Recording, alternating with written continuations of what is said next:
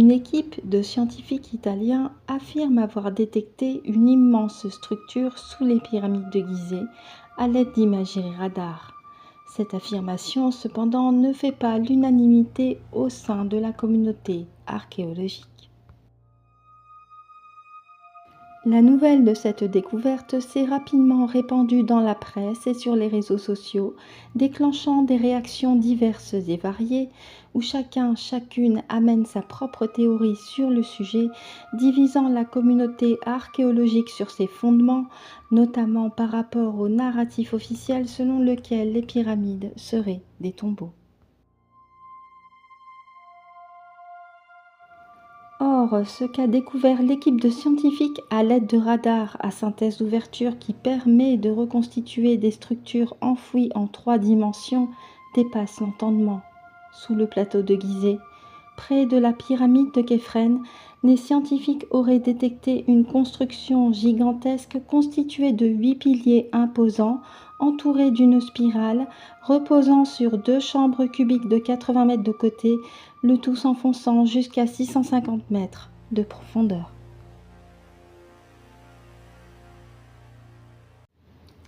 Bonjour et bienvenue pour une guidance consacrée à une découverte sous le plateau de Gizeh. Comme vous l'avez entendu dans l'introduction, cette découverte est à la fois intrigante et passionnante. Intrigante par sa constitution avec cette structure immense composée de piliers allant très loin dans le sol, et passionnante pour cette proximité avec les pyramides de Gizeh, elles-mêmes faisant partie des 7 merveilles du monde et qui continuent de fasciner l'humanité. Par rapport à cette découverte, une question m'est rapidement venue, à savoir de comprendre son fonctionnement et si cela a un lien avec l'emplacement des pyramides. C'est pourquoi je vous propose de découvrir et d'en apprendre plus sur la fonction de la structure souterraine sous la forme d'un tirage. A tout de suite.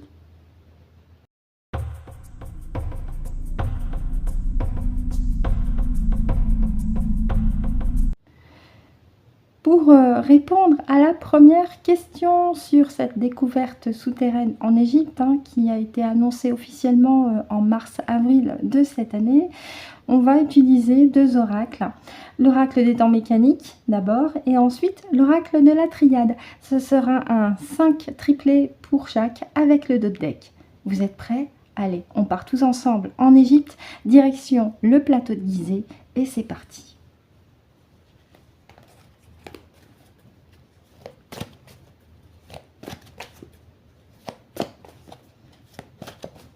Donc évidemment, vous avez le temps de prendre un petit café, ce que vous voulez, votre petit dessert. Vous mettre de la musique égyptienne aussi, pourquoi pas, pour aller avec le tirage. Je pourrais, mais je préfère le mettre sans le son pendant la séance de tirage. Parce que ça permet d'être plus concentré aussi pour vous. Allez. On y va pour la première couche. Alors, ma GG, dis-moi, quel est le fonctionnement de cette structure souterraine près de la pyramide de Képhren sur le plateau de Gizeh?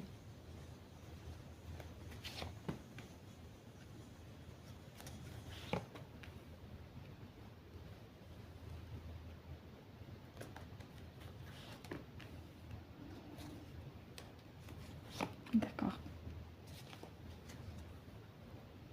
Alors, j'espère qu'au niveau du cadrage, vous les voyez toutes. Oui, alors oui, il y a la triade ici. Voilà, je vais faire comme ça. Je vais les relever un tout petit peu pour vous. C'est tout bon? Allez, on y va.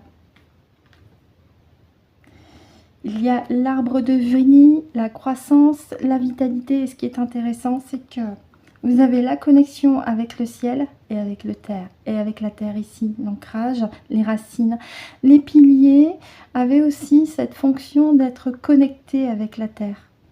Et puis la pyramide, la pointe, eh bien c'est les branchages ici. Donc il y avait cette connexion déjà entre le centre de la terre et le ciel. Par cette structure avec les pyramides aussi. Oui, mais oui. il y avait un engagement, mais c'est aussi un signe divin, hein. Cette structure-là a été quelque part placée sous de beaux auspices, et c'est pas pour rien. Il y avait probablement aussi des accords entre différentes personnes pour mettre en place cette structure qui est quand même complexe, hein. 8 piliers qui s'enfoncent à presque 700 mètres de profondeur avec ces chambres cubiques. Ouais, ça demandait certainement aussi une logistique entre plusieurs individus. Ah, le chat. Le chat, c'est le côté spirituel, c'est l'intelligence, c'est l'agilité, mais c'est aussi un petit clin d'œil avec le peuple de la lyre. Les félinoïdes, si je puis m'exprimer ainsi, ils ont probablement contribué à la construction de cette structure, sachant aussi que le chat était aussi un animal sacré au temps de l'Égypte antique.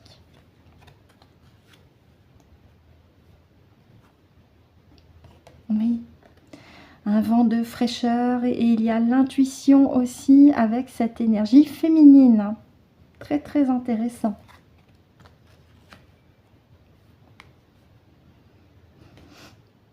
Alors le vélo, c'est la vitesse, mais moi ça me fait penser à une dynamo tout de suite. L'énergie, vous savez, plus vous pédalez et plus votre lampe s'allume. C'est ça l'idée. Avec cette connexion spirituelle par l'intermédiaire aussi du symbolisme au travers du chat, puisque encore une fois avec la première carte, arbre de vie, nous avons cette connexion de la terre au ciel, du ciel à la terre aussi, hein, une connexion céleste. Donc voilà moi ce que j'ai compris sur la première couche. On y va pour la deuxième. Donc déjà il y a ce côté connexion.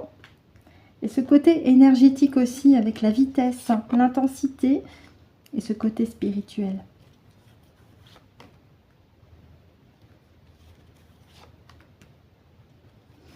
Allez, la fonction de cette structure en deuxième couche.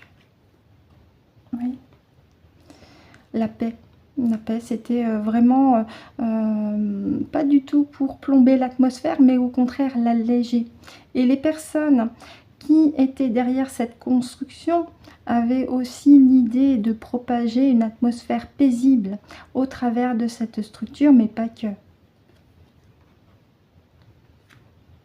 C'était des êtres bienveillants, certainement, qui étaient derrière tout ça. Oui, bah, je vous parlais d'énergie. Qu'est-ce qu'on a? Le feu. Et le feu, c'est aussi l'énergie.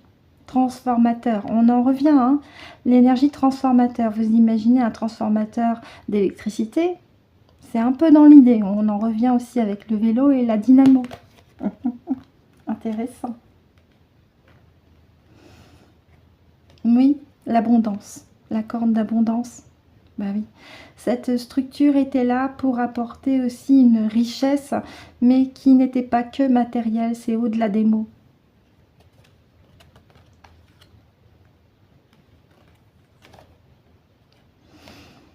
Avec la joie et l'amusement et l'expléguerie, puisque nous avons l'enfant intérieur avec toutes les émotions que nous avons connues enfant, et c'est ça, c'est les vibrations hautes.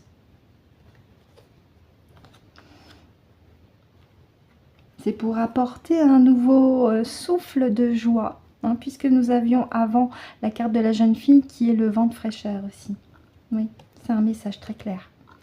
Il y a un message clair au travers de cette structure qui n'est pas posée là par hasard.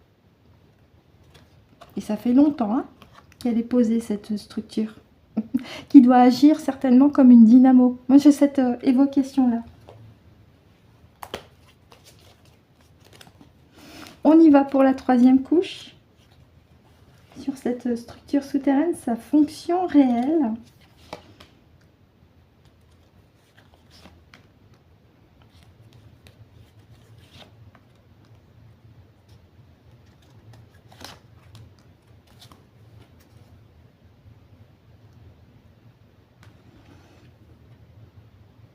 Magnifique. L'authenticité, la vérité. Et puis il y a cet aspect noble également. Hein. Donc il y a le sceau de la vérité et de l'authenticité au travers de cette structure par son fonctionnement aussi, qui est celui de la paix et de la croissance. Ah. Arme. Alors je vais quand même voir avec les autres cartes ce qu'elle indique, parce qu'on a le feu en dessous. Une arme. Alors est-ce que cette structure avait aussi pour fonction une sorte de dôme énergétique protecteur? C'est possible. L'été. L'été, c'est les rayonnements, la chaleur.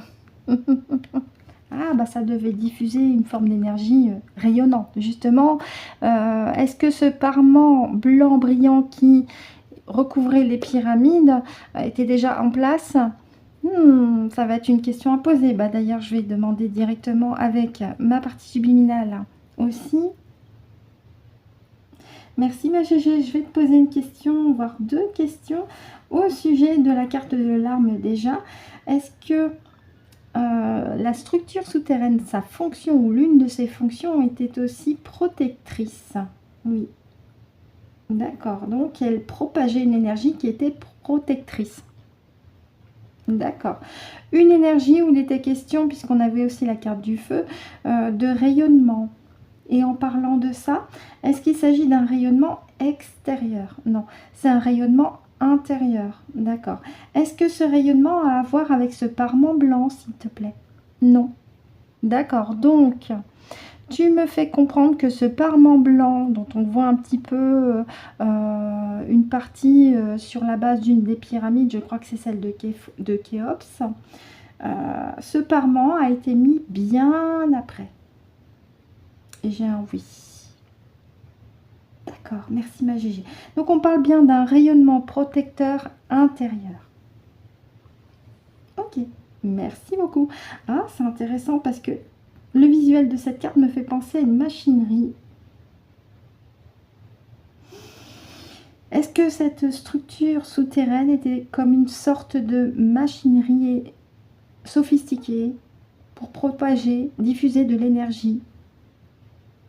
Oui, d'accord. Merci beaucoup ma Gégé, merci, merci. Oui, ça y fait penser d'ailleurs. La tortue, c'est la protection, c'est la carapace, hein, c'est avancer doucement. Alors je vais voir quand même avec la carte d'à côté. Et c'est la sagesse et la mémoire aussi. Hein. D'accord. Et la vitesse, alors c'est intéressant parce que on a la vitesse ici avec le galop, mais quelque chose qui s'est stoppé. Parce que le cheval, il est braqué.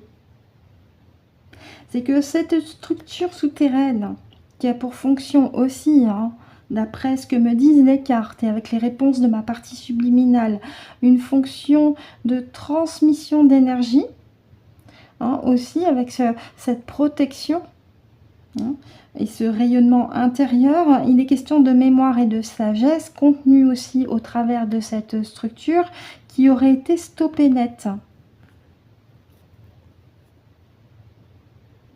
Oui, c'est ça, ça a été stoppé net. Alors, est-ce que c'est par rapport au fait que cette structure, à un moment donné, elle a cessé de fonctionner subitement? J'ai un oui. D'accord. Alors, j'ai ma petite idée. Est-ce que c'est par rapport à des méchants pas beaux? J'ai oui. Bon, ben voilà, ils sont arrivés, ils ont foutu la MERDE. C'est la même rengaine. Ok. Pour la tortue, tu me confirmes que c'est bien une histoire de mémoire et de sagesse, hein, surtout. Et puis protection, on en revient avec ce dôme. Hein.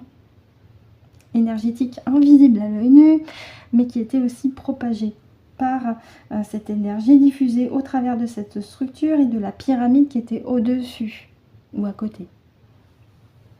D'accord, merci ma Gégé. Y a-t-il autre chose à rajouter? Je te remercie, merci beaucoup. Donc j'espère que pour vous ça a été clair. On va regarder le dos de deck. Magnifique. Alors je vous la montre. Hein. On a la carte du cerf, le guide, la force. Surtout, hein, c'est ce que ça veut dire. C'est que quelque part, ces pyramides avec cette structure souterraine faisaient un petit peu comme un phare dans la nuit, vous savez. Ça vous guide et ça vous donnait de la force aussi, ça vous renforçait, parce qu'il y avait cette question d'énergie. Mais ça renforçait aussi Mère Gaïa, hein, puisque les piliers s'enfoncent hein, jusqu'à 650 mètres de profondeur. C'est quand même pas rien, hein, on va pas se mentir là-dessus. Donc il y a aussi un renforcement aussi de l'énergie de Gaïa au travers de cette diffusion d'énergie. Ça guide, ça force. C'est comme une force, c'est comme une guidance, c'est comme un phare dans la nuit, cette pyramide, ces pyramides avec cette structure, c'est du moins ce que j'ai compris avec la carte du cerf hein, aussi. Voilà, moi ce que j'en ai compris, saisi. Si de votre côté vous en avez une autre compréhension ou une autre lecture, c'est tout à votre honneur. On va continuer l'exploration de cette question sur la fonction véritable de cette structure souterraine avec la triade. Pareil, ça sera un 5 triplé. Le petit livret, je le mets là.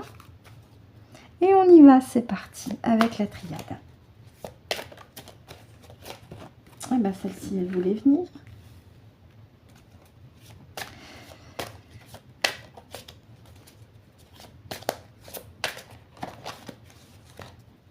Allez.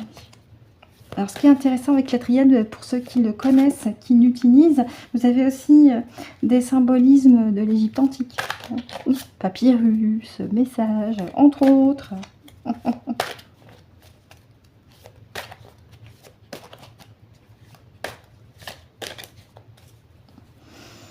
La petite coupe.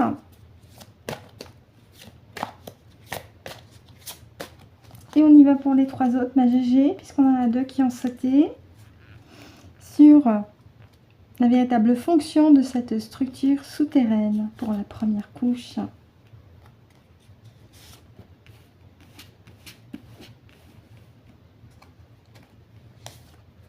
Eh bien, il y en a 2 qui veulent venir. Ok. Alors. Ben, résultat, on n'en a pas 5, mais 6. Je vais quand même questionner GG si on garde les 6. Merci ma GG, on garde les 6. D'accord. Pour la deuxième couche, on fera en 5. D'accord, merci. Allez, on y va, vous les voyez à l'écran, oui. Mutation, quelque chose en changement. Et c'est intéressant parce qu'on a ce mouvement rotatif, et je vous parlais de la dynamo tout à l'heure avec le vélo. Hein, au plus vous pédalez, au plus votre lampe du vélo s'allume parce que l'énergie circule de plus en plus fort. Ah, prière ici, c'est un souhait, un vœu, c'est aussi une connexion avec le spirituel puisque nous avons aussi la couleur violette en fond. Tentation, d'accord. On me parle des méchants pas beaux.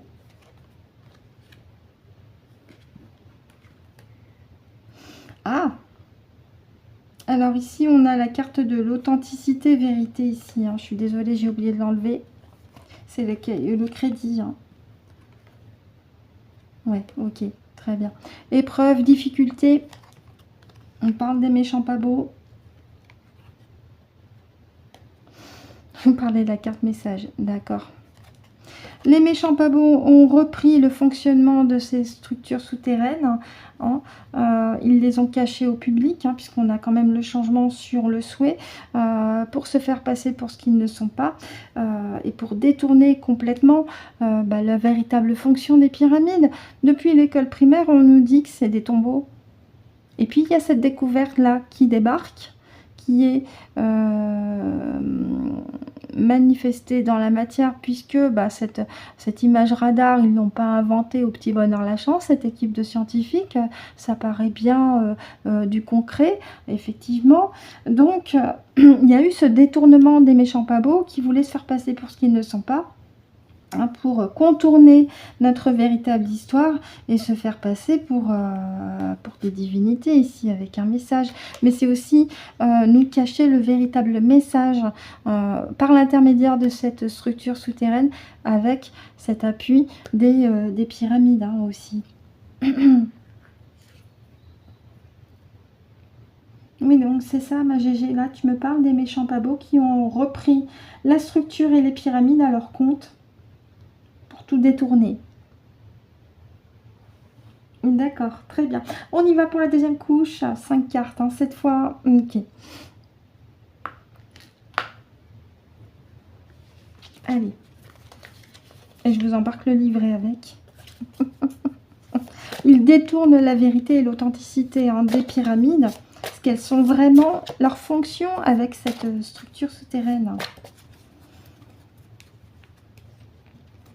Allez, on y va. 5 cartes.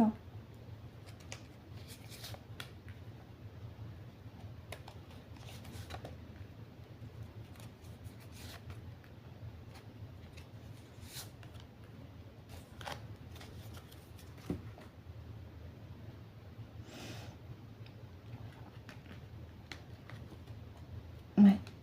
L'âme ici, élévation de conscience, et puis il y a ce côté un peu divin, voire céleste avec les petites ailes. Hein. Mensonge. D'accord, on en revient.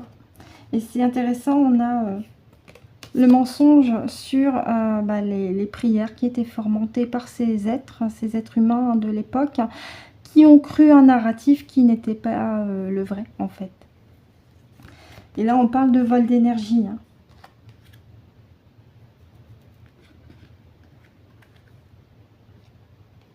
Ouais. Alors, le pardon, c'est plus sur le visuel, j'ai l'impression. Beaucoup de personnes ferment les yeux. Alors, c'est intéressant parce que là, on a encore cette évocation du feu. Et là, tout de suite, ça me fait penser à notre époque actuelle, hein, des personnes qui refusent de voir la vérité malgré les faits, malgré les preuves matérielles apportées. Elles sont encore dans le mensonge. Oui. Ah, il y a une histoire de communication. Alors, c'est intéressant parce que il semblerait qu'il y avait aussi une forme de réseau fluvial, pas très très loin des pyramides avec ces amphores. Mais il y a quand même une question de message et on en revient avec la carte message ici.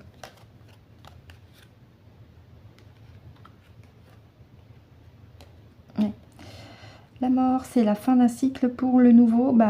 Ça rejoint un petit peu le détournement des méchants pas beaux, hein, qui reprennent tout à leur compte avec un message.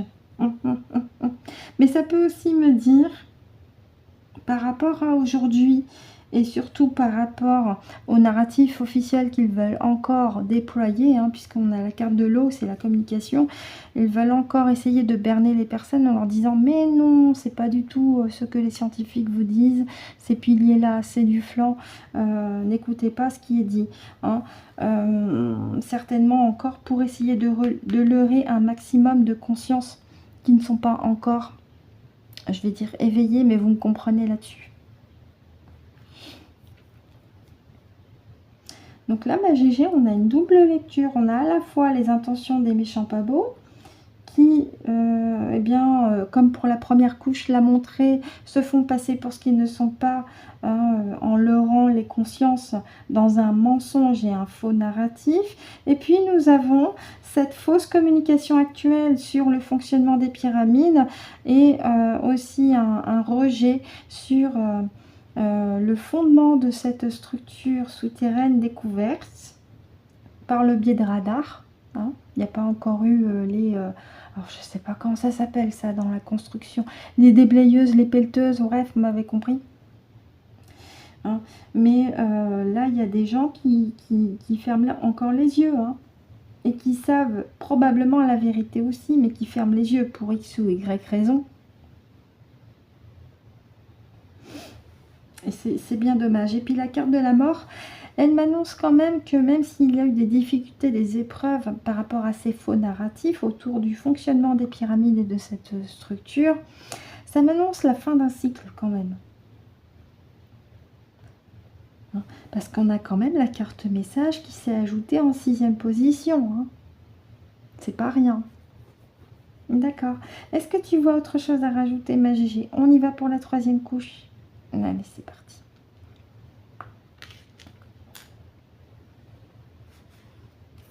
Allez, 3e couche. Sur le véritable fonctionnement de cette structure, je la mets à l'endroit. Hop là. Ah ouais, on va peut-être les prendre comme ça. Oui, elles sont à l'endroit. Je sais plus, attends. Non, l'endroit c'est comme ça. Oh! Ça vous arrive de mettre des boutons mardi avec lundi? Bienvenue au club. Allez, on se recentre sur la 3e couche.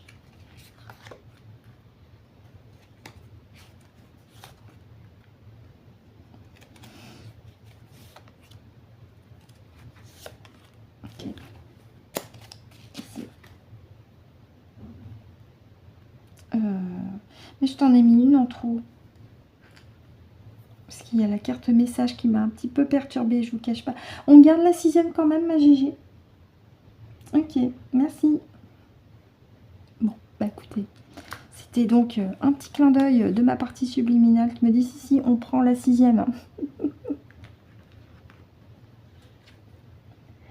Oh, on a choix ici, choix, direction, positionnement.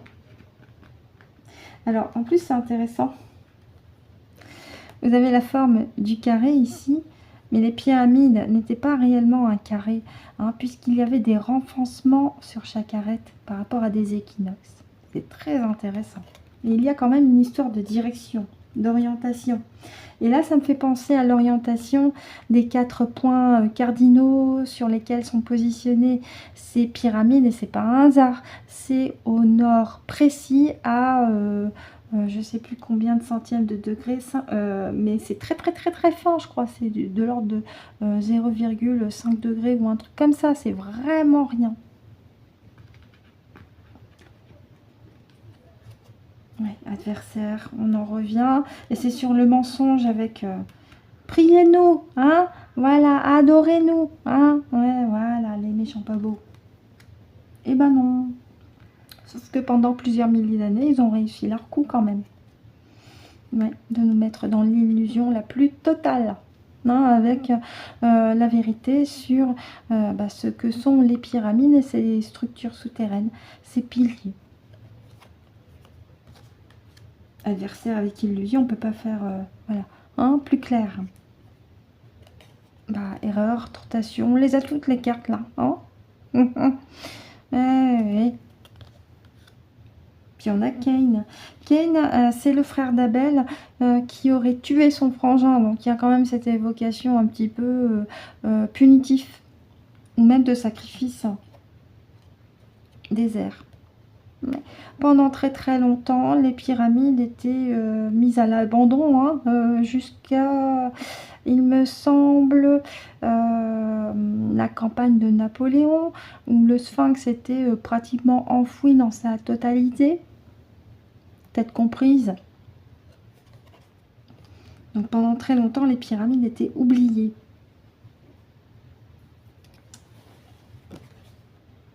Ouais. Mais aujourd'hui, avec cette découverte souterraine, ça remet en question le narratif officiel. Il y a des questions qui remontent. Hein. Beaucoup de personnes ouvrent les yeux et comprennent que le narratif officiel qu'on nous balance depuis que nous sommes tout petits, selon lequel les pyramides de Khéops et de Képhren, Mykérinos seraient des tombeaux, parce qu'il y a un sarcophage dans la chambre du roi. Je vous rappelle qu'il n'y a aucune inscription sur les murs, aucune inscription sur le dit sarcophage, aucune momie n'a été trouvée officiellement et qui serait celle de Khéops. Il y a juste une petite inscription en rouge qui se trouve sur une chambre au-dessus de la chambre du roi, donc pas dans la pièce elle-même.